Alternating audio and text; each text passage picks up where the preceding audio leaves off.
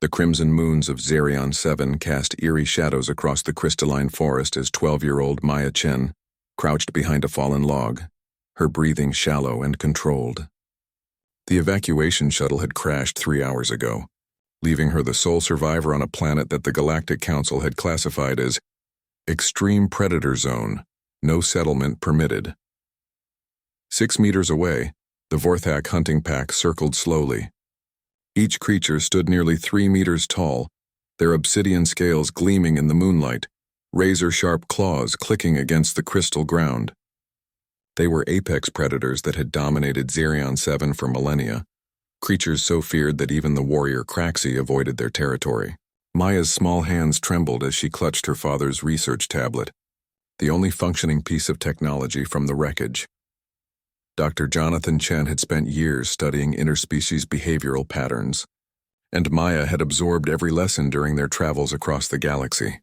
The pack leader, distinguished by the silver scarring across its massive head, raised its snout and released a bone-chilling howl. The sound echoed through the forest, a call that typically meant only one thing: the hunt was about to begin. But Maya didn't run. Instead, she did something that would puzzle xenobiologists for generations to come. She stood up, looked directly at the pack leader, and began to sing. Her voice, clear and melodic, carried her grandmother's lullaby across the crystal formations.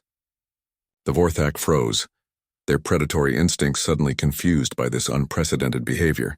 In their evolutionary memory, prey either fled or fought. They had never encountered something that simply sang. The pack leader tilted its massive head, yellow eyes fixed on the small human child. Maya continued singing, her voice growing stronger, more confident.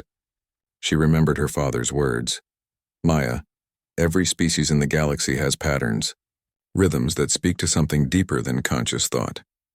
As the lullaby flowed through the forest, something extraordinary happened. The pack's aggressive posture began to shift. Their claws retracted slightly, their hackles lowered. The ancient melody seemed to resonate with something primal in their consciousness, a frequency that transcended species barriers. Maya finished the song and waited. The silence stretched for what felt like eternity. Then the pack leader did something unprecedented in Vorthak history. It lowered its massive head in what could only be described as a bow. Maya's tablet suddenly crackled to life, its emergency beacon finally connecting to the galactic network.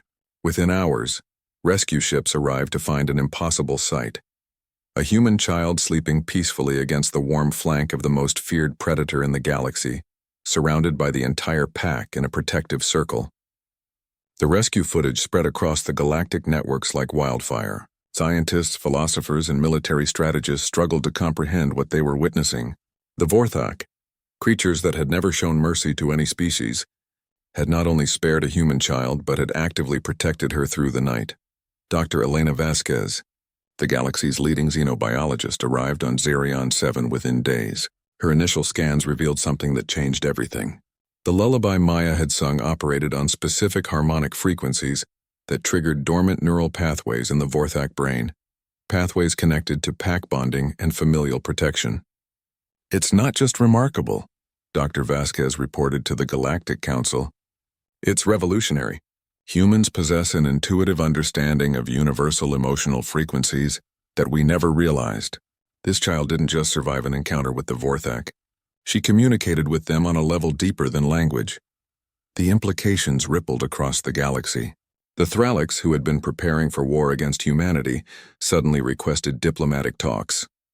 The crystalline Zephyrians, who had remained mysteriously silent for centuries, sent their first ambassadors to human space.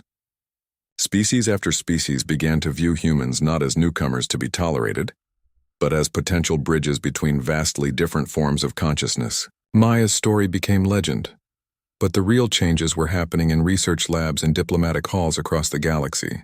Human empathy, that strange ability to understand and connect with other beings, was recognized as a unique evolutionary advantage. Suddenly, humans weren't just another species struggling for survival in a hostile galaxy. They were mediators, translators of emotion and intent between species that had never been able to truly communicate. The Galactic Council established the Chen Protocol, named after Maya's father, whose research had laid the groundwork for understanding interspecies emotional resonance. Human diplomats were stationed at every major interstellar dispute, Human researchers joined every xenobiological expedition, and human children were studied not as subjects, but as natural ambassadors to the cosmos. 5 years later, Maya stood before the assembled representatives of 47 different species at the New Geneva space station. Now 17, she served as the youngest ever Galactic Harmony Coordinator, a position created specifically to harness humanity's newfound role in the galaxy. "We are not the strongest species," she addressed the vast assembly, her voice carrying clearly through universal translators. "We are not the most advanced, the longest lived, or the most numerous, but we are the species that learned to sing to monsters and find the family within them." The Vorthak delegation, the first of their kind to ever leave their homeworld, stood and released a harmonic howl that sent chills through every being present. It was a sound of acceptance, of kinship, of welcome. Maya smiled, remembering that terrifying night in the crystal forest. She had been just a frightened child then, alone and surrounded by predators. But she had also been something else, something the galaxy had been waiting for without knowing it. She had been human, and in a galaxy full of wonders and terrors that had made all the difference.